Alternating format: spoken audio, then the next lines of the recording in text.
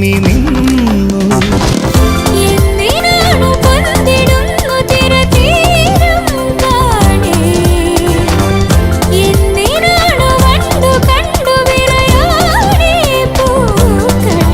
പറയൂ മനമേ, ചൊരിയൂ മധുരം പ്രിയതേ, എന്റെ ഹൃദയതാളം മുറുകിയോ,